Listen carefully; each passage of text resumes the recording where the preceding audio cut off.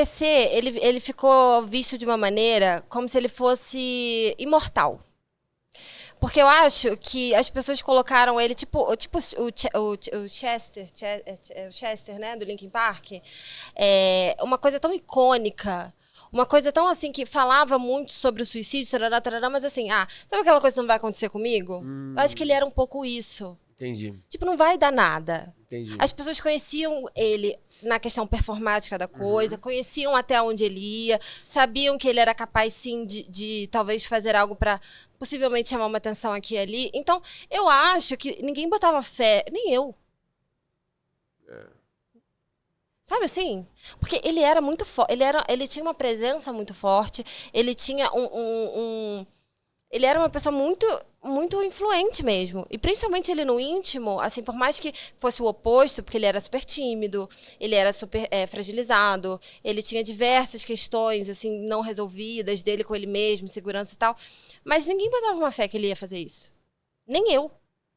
Então, eu acho que quando aconteceu, bateu um pouco isso pra todo mundo. Tipo assim, será que foi algo que a Maria possa ter dito? Sabe? Ou será que aconteceu alguma coisa ali entre eles que ela tenha provocado? Primeiro que não é assim que a banda toca, né? O suicídio é uma coisa séria. E ele vem, assim, ouso eu falar, eu não falo isso com propriedade, mas pelo que eu vivenciei, foi um ímpeto. Foi como se fosse uma síncope, assim, sabe? Uma atitude tomada muito rapidamente, sem pensar.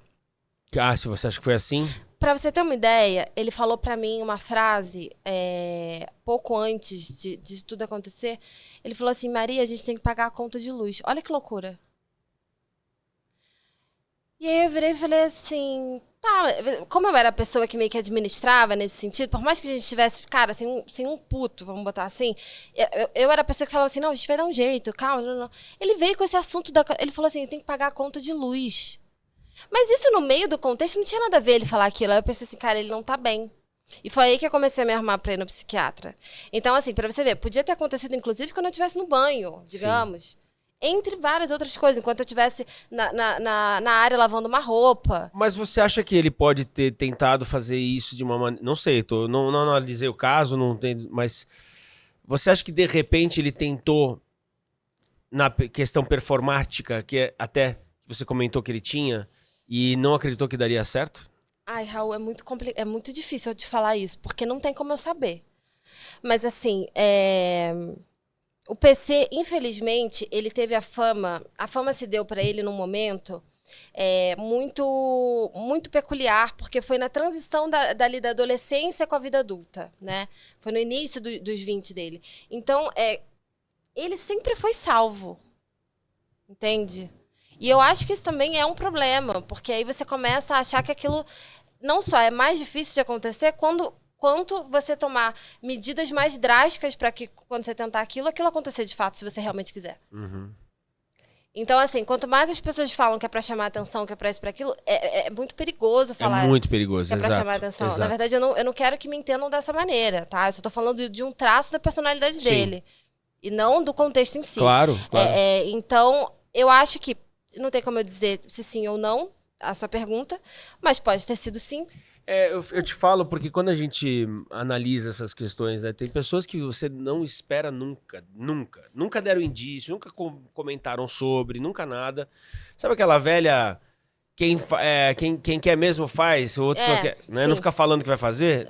Não, esse é o problema. As que também falam que vão fazer, também fazem. Tá aí o PC, pô. Entendeu? Não é só. Então, não dá pra brincar. Não dá nem pra você... Não dá pra taxar. Não dá. É uma grande incógnita. Porque, porra, imagina a pessoa chegar a esse ponto. Olha, entendam o que eu vou falar. Deus que... Bom, é uma coragem... É uma coragem. Surreal. Mas é. Isso Pelo amor de Deus, que isso não seja coragem pras pessoas. Não, hein, tá? Mas assim, a gente não tá aqui romantizando a questão. É muito forte. Louco. É muito forte. Entendeu? Se você não tiver entorpecido... Eu acho que quando você tá entorpecido é diferente. Mas ainda assim quando você tá, eu acho que você sai um pouco do prumo, aí já não é tanta... Aí é aquilo que a gente falou, peito de aço, tá lá. Pode ser, Aí você vai querendo... É aquela velha história, você dirige a 200 por hora, o cara tá bêbado, por quê? Porque ele Agora, se ele tiver não bêbado, ele não sei se ele vai de dia 200. Mas ele vai, Sim, entendeu? entendi. Tem coisas que você se torna um pouco mais... Tudo que a gente fala mais, a gente sorri mais, a gente bebe, ou usa droga, enfim. Sim.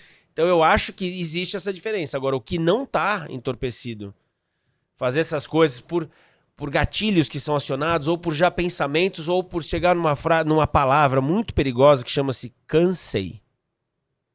Que foi a frase que ele falou pra mim. Em outras palavras, mas quando ele virou e falou, Maria, é hoje? Só que o que acontece? Eu acho que mistura muito essas duas coisas que você está falando, da questão dele ser ele e do suicídio em si, né? Porque até então, você não sabe, a gente fala da morte, a gente fala do suicídio, mas ninguém sabe, ninguém esteve lá. Ninguém voltou pra contar, E ninguém voltou pra contar. Então, assim, às vezes até ele mesmo, entende? Ele tinha uma ideia, ele idealizava que seria uma coisa...